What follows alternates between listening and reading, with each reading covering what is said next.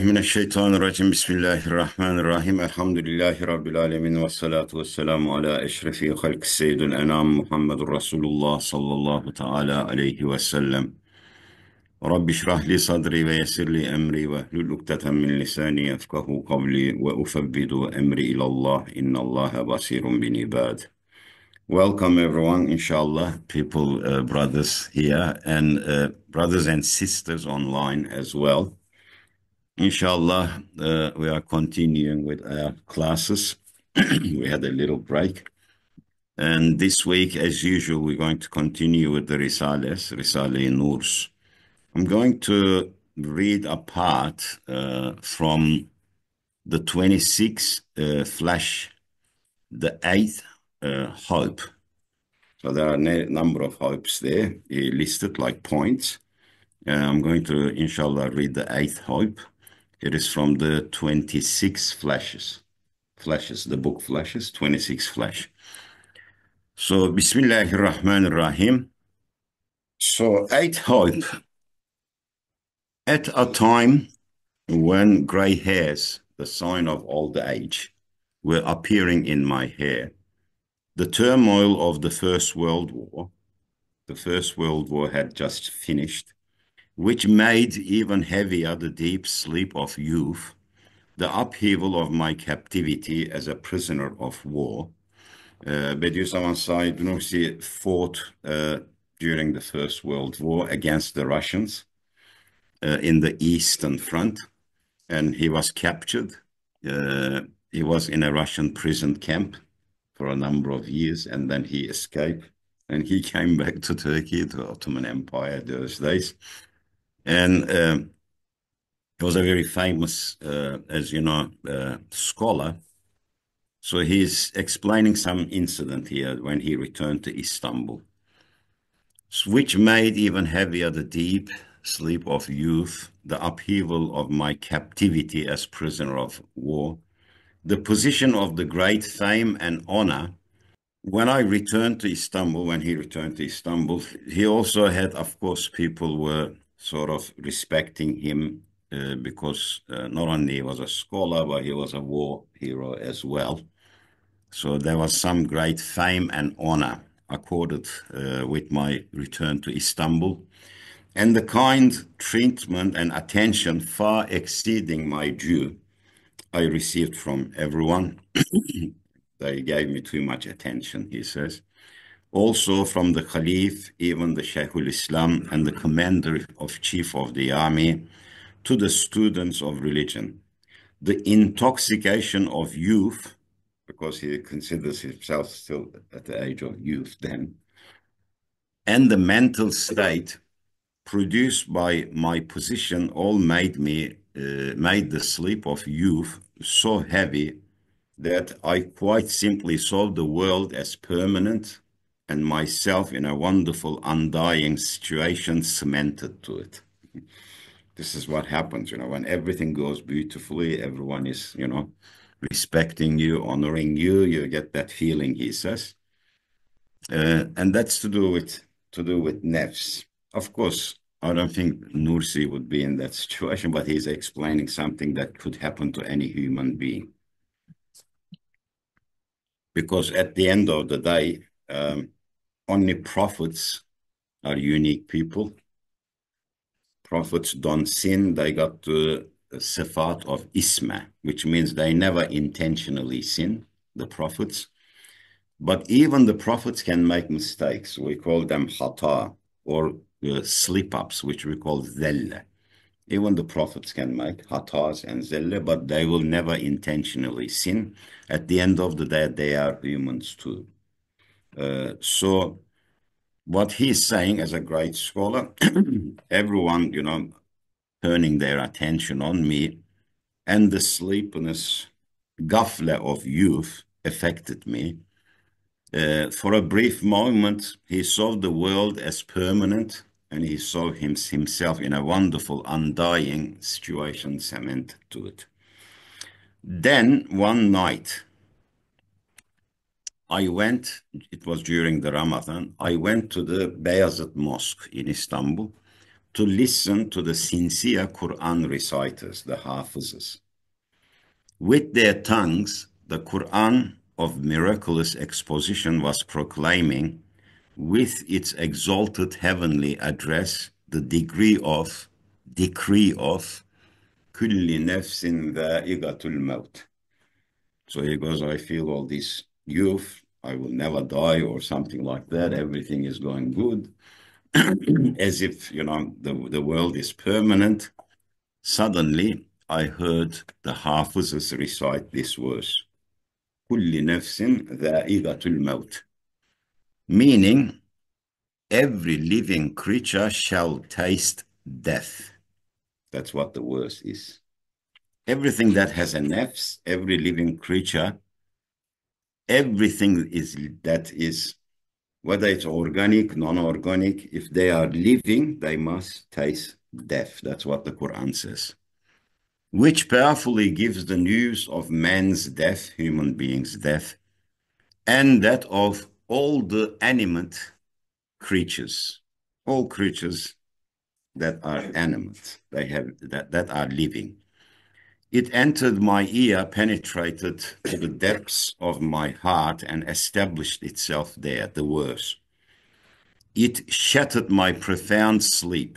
It woke me up from the heedlessness, ghafla. I went out of the mosque because of my stupor of the sleep, which for a long time had settled in my head. For several days, the tempest raged in it, and I saw myself as a boat with smoking boilers and compass spinning. Every time I looked at my hairs in the mirror, the gray hairs spoke to me and said, take note of us. You might remember once I explained about Hazrat Ömer radiallahu anh, the great friend of the noble prophet, companion of the noble prophet. He is the second Khalifa of Islam. There are many things, many practical things that we follow according to Umar's teachings. He's quite a unique person. When he was the Khalifa, he actually hired a person, and he used to pay the person to come and remind him that he was going to die one day. Imagine the leader of the nation, very powerful, Hazrat Ömer radiallahu anh, he's paying someone to come once a day and remind him that he's going to die one day. This is Omar. And as you know, one day he called him and he said, I don't need you anymore. And the man said, oh, Omar, aren't you going to die anymore? He said, no, but I already got the signs on me. I don't need you to remind. I got gray hair on my head. My bodies began to double fold like this. So I got all the signs. That's how humans are. So here, Bediüzzaman Said Nursi, he looks at his reflection in the mirror, and as if his gray hairs are talking to him, they are saying, take a note of us. And so the situation became clear through the warnings of my gray hairs.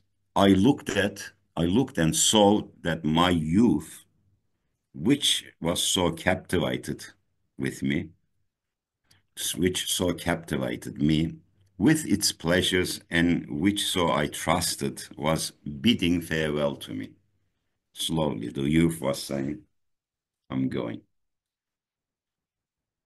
And that this worldly life which I so loved and with which I was so involved was beginning to be extinguished.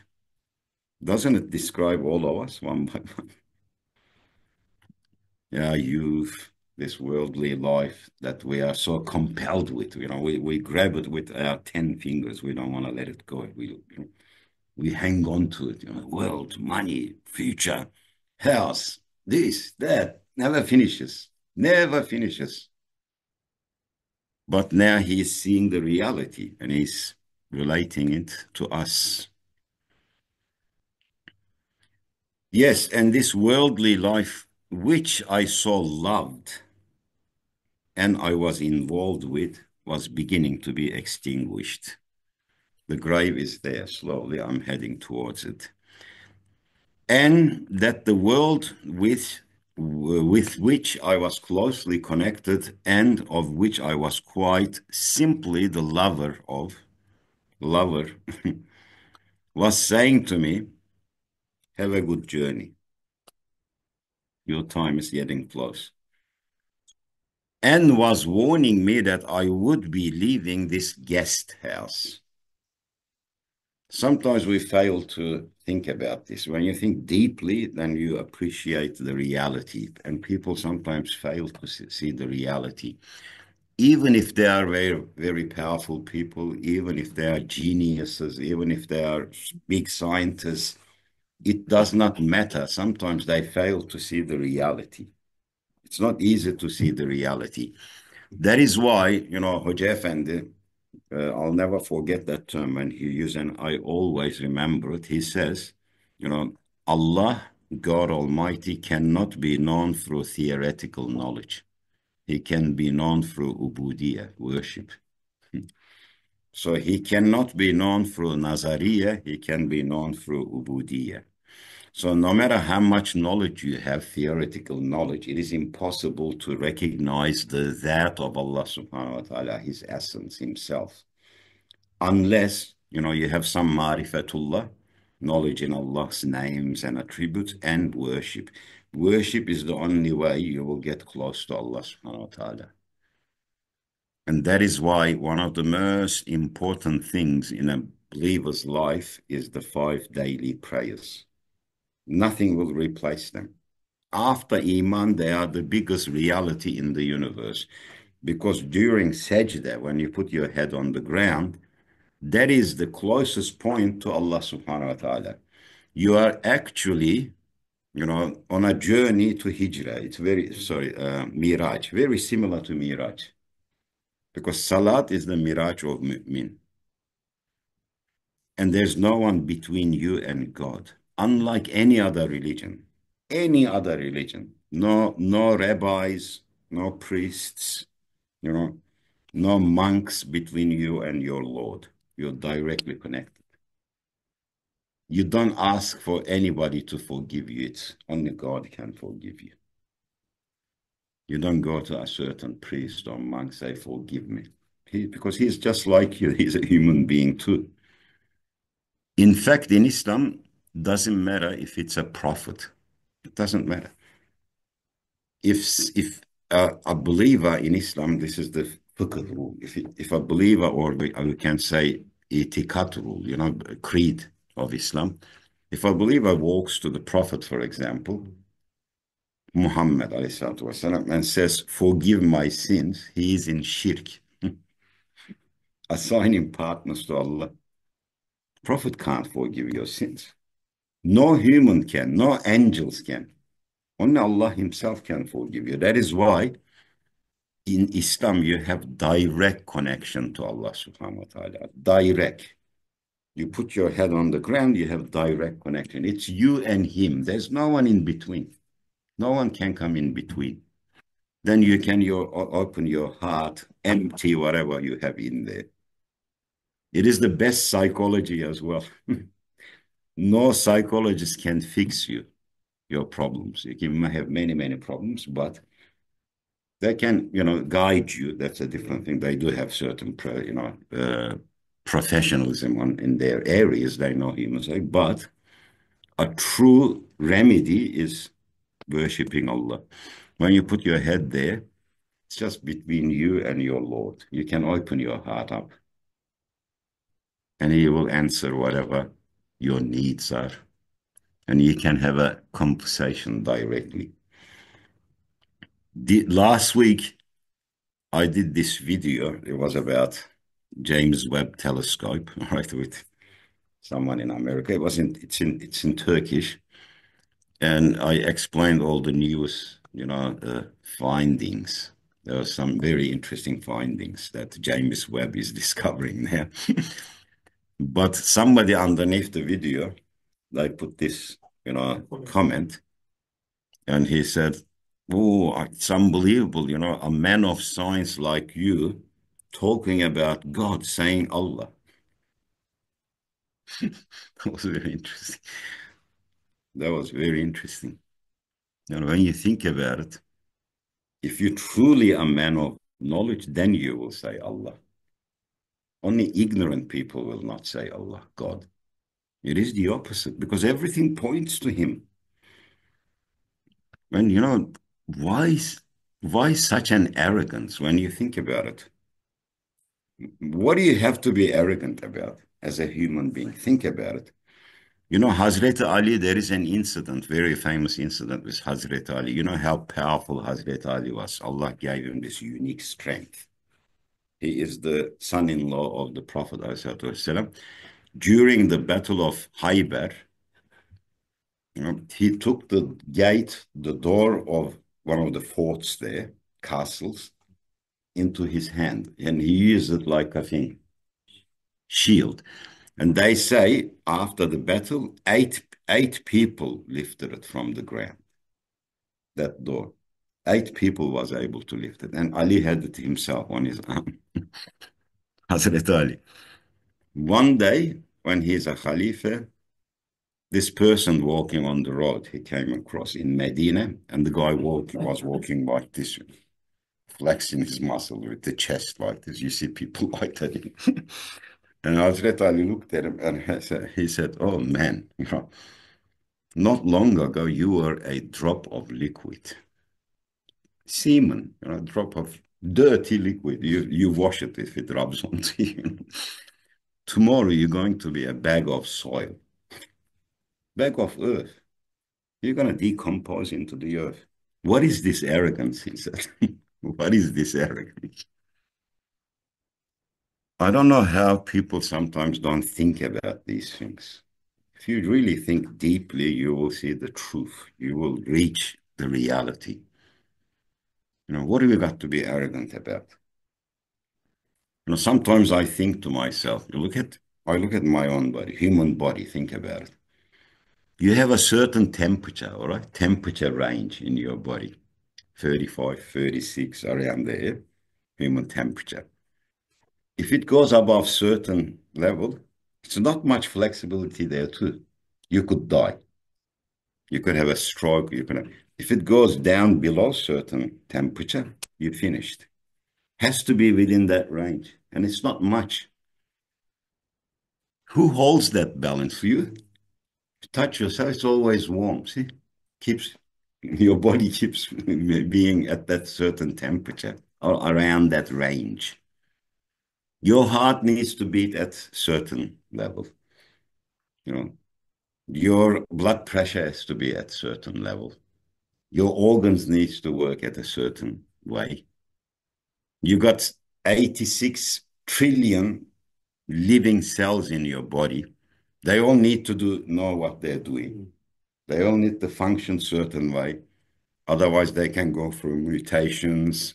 They can have cancerous things. They can develop into tumor, many other things. But imagine 86 trillion of them functioning like tiny chemical factories. The other day, somebody sent me something, a video, a new thing that they discovered. They've been working for decades. Scientists all over the world have been working for decades to work out how a protein folds. All right, proteins need to fold in a certain way so that they can become functional proteins. Now, without proteins, there's no life. You have to have proteins. They are the fundamental, molecules of life. Proteins are made up of amino acids. Amino acids are made up of 4 atoms. You got carbon, nitrogen, oxygen, hydrogen, 4 atoms. They bond with each other through, a bonding system. And they make up the thing, amino acids. Amino acids need to bond with each other through peptide bonds, and they form long protein chains. They call them polymers, protein chains, molecules, for life. It's essential for life. there are millions and millions of configuration, because even if they're formed, if they don't fold in a certain way, geometrical way, there is still no functional protein. It has to be done in a certain folding. They've been working on that. And now we have the AI system, because they didn't have AI before, but they were working on computers. In the past, as I remember, like they found like 20,000 configuration or something like that. Recently, they reached up to 200 million configuration that they can fold, all right, proteins. And the guy was explaining was this, it's tremendous. They've been working for, 60, 70 years, all right?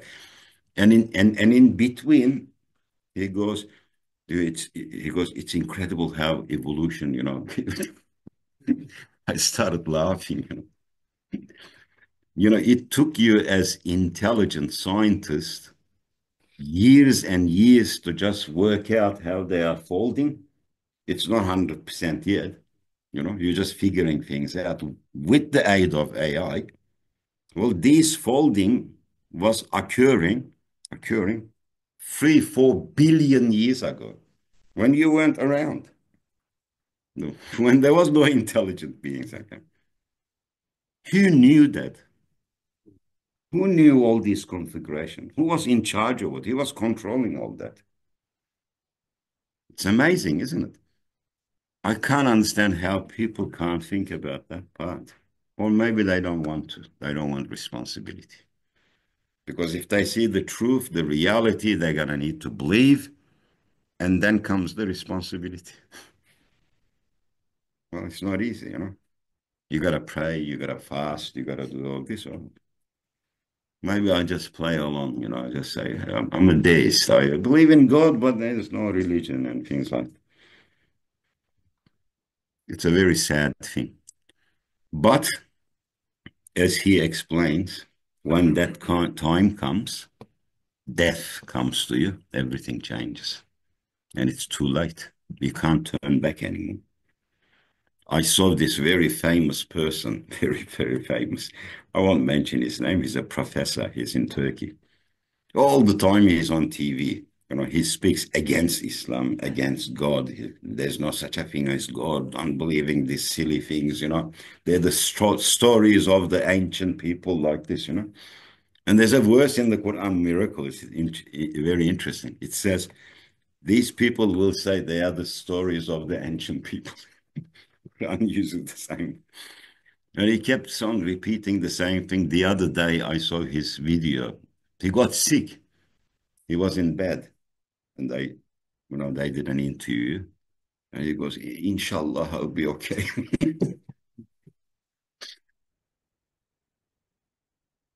When death comes knocking, everything changes. You remember God then. It's too late. Do it when it is, when you have the strength to do it. That's when it's valuable. If you reach the age of 80, 90, your iman, the scholars say, your faith, your iman is like a candle. But at youth, when you're young, 20, like Adam is in his 18 or something, I don't know. Iman is like a projector because you are going against your nafs. You're getting all the odds, The world is inviting you, tricking you, deceiving you, and you're saying no to all of them.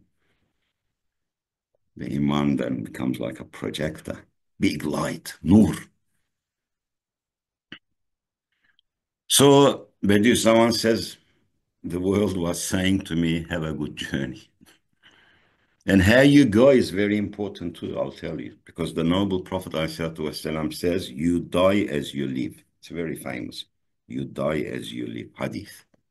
And then you will be resurrected as you died. And Hoca Efendi says, well, you can take this hadith in another way and say to yourself, I will live as how I want to die. That's very important. It's up to a certain degree, it's in your hand. You got free will. Allah has given you free will, intellect. You can choose. Some of you might remember this incident that, I was actually, well, they explained to me firsthand when I was in Turkey. There was three brothers when I was in Izmir, in the city of Izmir. They were living in this apartment. They were all studying ilahiyat, from the Jamaat. They were studying ilahiyat, in University of Divinity, they studying divinity. And they explained it themselves to me. They had these people living on top of their flat, because it was an apartment. And they say one day this woman who lived up there came and started knocking on it. She was really panicking. We opened the door. She was in her 80s, elderly lady. But they were very secular, very high society sort of thing. And they said, son, please come up. My husband is dying. Can you recite something from Quran or something? We don't know. Because we rushed straight away. Three of us, we rushed. And actually the man was on his deathbed. He was in the bed for a while. He was sick anyway. So he says, it's very interesting. And one of the young men started saying to him, Abi, elderly brother, say La ilaha illallah, say La ilaha illallah. Allah is one, Muhammadur Rasulullah. And the man kept on saying, 2 steps forward, 1 step back, break your back. He kept on saying the same thing. 2 steps forward, 1 step back, break your back. It kept on repeating the same thing, and he died like that. And they were shocked. They read some Quran, and then they pulled his wife aside, and they said, Auntie, I know you are at a very sad time now, but can we ask something? She said, yes. What did your husband do in life? What was his occupation? He said, my husband was 50 years. He did this occupation. He was a dance instructor. Dance instructor, yeah. 2 steps forward, 1 step back, break your back. He was repeating the moves of the dance. I'm not saying there's something wrong with that. That's occupation is an occupation. That's a different story. But if you gave all your life to something, then when you go, you'll be repeating that. The other day, my wife, she was watching this documentary on YouTube. I think it's called Gassal or something like that. People who washes the dead. They are called Gassal, in Islam. And they were doing an interview, and they were asking about, have you ever seen very interesting things with the dead bodies, And they explained some very interesting things. And they said, sometimes we see very unique things. And one of them, what the person explained, was a lady, I think. She said this, I had to wash the body of this 23-year-old girl who died. They brought it, and I opened the face, she said. She's actually like laughing. Her teeth, she's actually laughing, smiling. And when I spoke to the parents, they said she was a very, very religious girl, our daughter. And a few weeks ago, she saw Prophet Muhammad والسلام, in her dreams. And the Prophet said to her, soon you will be joining us. So be ready for it, And she knew she was going to die, apparently. Imagine, she probably saw the Prophet when she was passing away as well. And they said, did you ever come across negative things as well? And the person said, one day this person came, was all black, the face, gone, when you get punched, it goes all purple. The whole head was purple. But the face had disfigured so much. First time in my life, I got scared of the body, the person said. So you can go in many different ways. Many different ways. It's important to be prepared. How do we want to go? How do we want to go? Because it will happen. You might remember I said this number of times before. The two famous poet. His name is Najib Fazil, the very famous poet. He says, "Remember, not everyone who dies are young, old. Remember, not everyone who dies are old." He said, "When your time comes, only Allah knows. You could be 15, you could be 20, you could be 30, you could be 80. Depends." That is why being prepared is the most important thing. You take the step, and it doesn't matter when you take it, you know. If you take the step, even if you're at the age of 90, you know, Allah can open the doors for you and forgive you. So, and was warning me, the world, that I would leave this guest house soon. You might remember, you know, sometimes I repeat things, but these are important, so it goes into our subconscious somewhere. And maybe perhaps if you're talking to someone one day, you need to explain it. You can use these analogies as well. The world is like a guest house. There's no doubt about it. Just as we are here at this moment, like guests, this is a guest house as well. We're not sitting here in a way that in our mind we are saying, "I will never get up from this seat." Yeah. No, we know in our mind that, you know, half an hour later, I'm going to get up and go. I'm here temporary. When you go to someone's house, the same thing, isn't it? You visit someone, you know, you're in their house. You're the guest, they're the host. And you at their house, you have to play by their rules because they are the owner of that house. They are the host.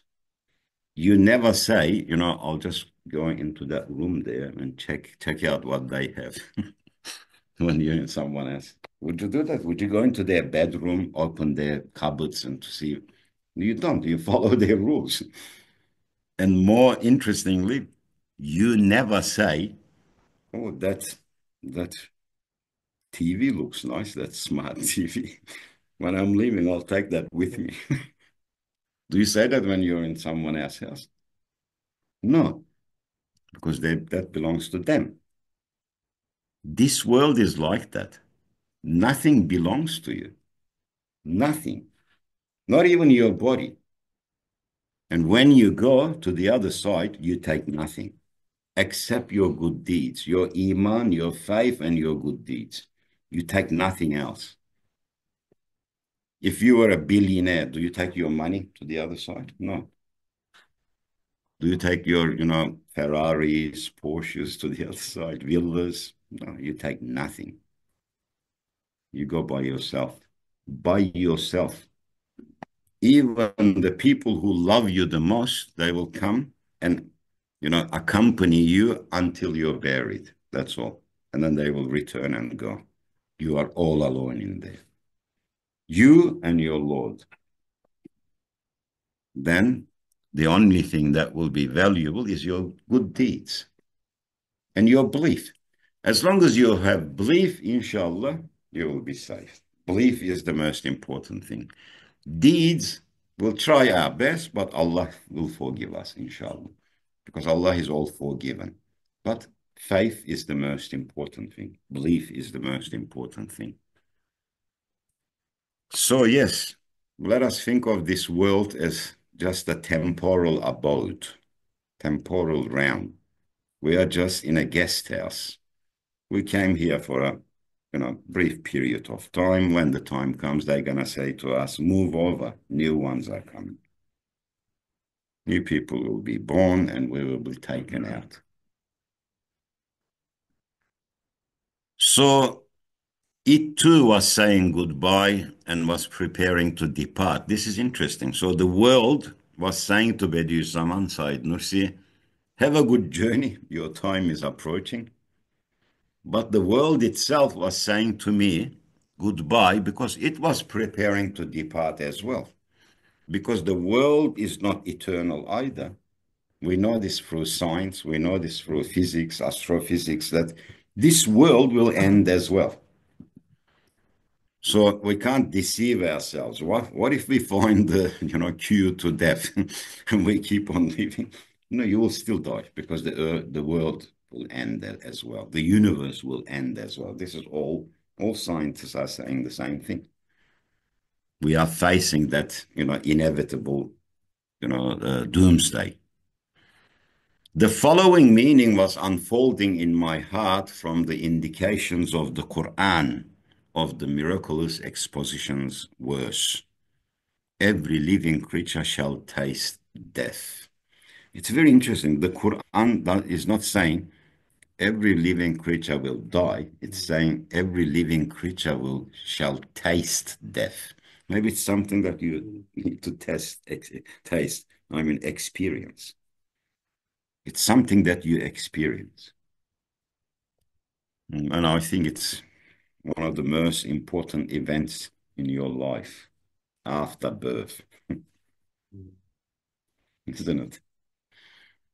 Again, Hazreti Ali radiallahu anh says, birth is the announcer of death. Birth is the announcer of death. Some scholars say when you were born, you know how they recite the adhan in your ears, adhan and qama, because the funeral prayer doesn't have adhan. They recite it when you're born. That is the adhan of your funeral prayer. Some scholars say like that. So birth is the announcer of death. So Bediüzzaman says the human race is also a living creature. We are a living organism. It shall die in order to be resurrected. So we can go through Hashir. The globe of the earth is also a living creature, the world. What he's saying is even the world has nafs. It shall too die in order to take on its eternal form. Because the universe needs to experience the doomsday, the qiyamah, so that it can be transformed into akhirah.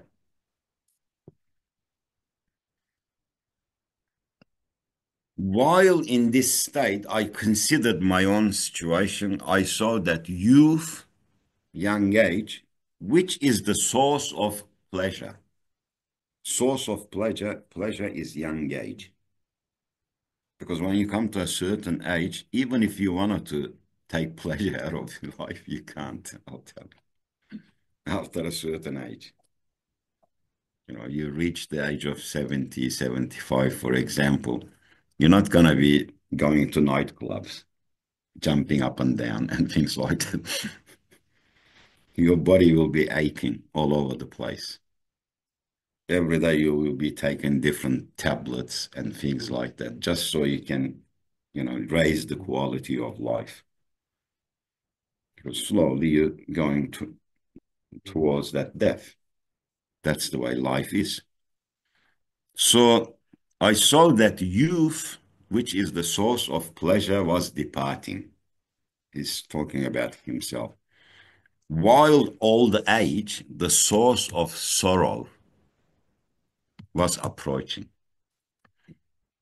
That life, which is so shining and luminous, was taking its leave, while death, which is terrifying and apparently dark, was preparing to arrive. So for most people, death is terrifying because they don't know what's happening. They don't know what will happen afterwards. If you knew, you'll be more, comfortable. We know, alhamdulillah. We know with certainty, with the certainty of the, revelation, with the certainty of the prophets, we know what will happen after death, inshallah. We don't know the details, though. And that the lovable world, because everyone loves this world to a certain degree, which is thought to be permanent, but people trick themselves. They think the world is permanent. No. And is the beloved of the heedless, people who don't want to think contemplate. Heedless people.